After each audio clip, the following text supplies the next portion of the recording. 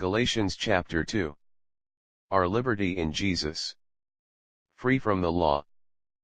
Then after 14 years, I went up again to Jerusalem with Barnabas, and also took Titus with me. And I went up by revelation, and communicated to them that gospel which I preach among the Gentiles, but privately to those who were of reputation, lest by any means I might run, or had run in vain. Yet not even Titus, who was with me, being a Greek, was compelled to be circumcised. And this occurred because of false brethren secretly brought in, who came in by stealth to spy out our liberty which we have in Christ Jesus, that they might bring us into bondage, to whom we did not yield submission even for an hour, that the truth of the gospel might continue with you.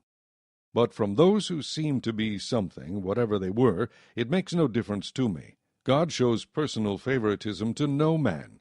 For those who seemed to be something added nothing to me. But on the contrary, when they saw that the gospel for the uncircumcised had been committed to me, as the gospel for the circumcised was to Peter, for he who worked effectively in Peter for the apostleship to the circumcised also worked effectively in me toward the Gentiles.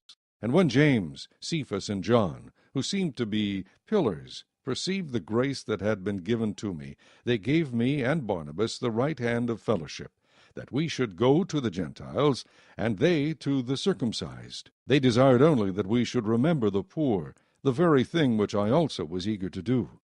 Now when Peter had come to Antioch, I withstood him to his face, because he was to be blamed. For before certain men came from James, he would eat with the Gentiles. But when they came, he withdrew and separated himself, fearing those who were of the circumcision. And the rest of the Jews also played the hypocrite with him, so that even Barnabas was carried away with their hypocrisy.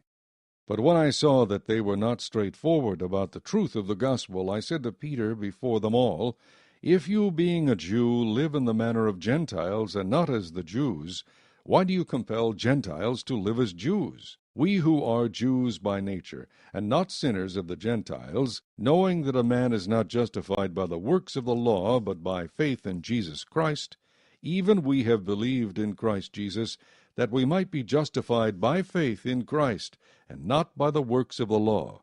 For by the works of the law no flesh shall be justified. But if, while we seek to be justified by Christ, we ourselves also are found sinners, is Christ therefore a minister of sin? Certainly not. For if I build again those things which I destroyed, I make myself a transgressor. For I, through the law, died to the law, that I might live to God. I have been crucified with Christ. It is no longer I who live, but Christ lives in me.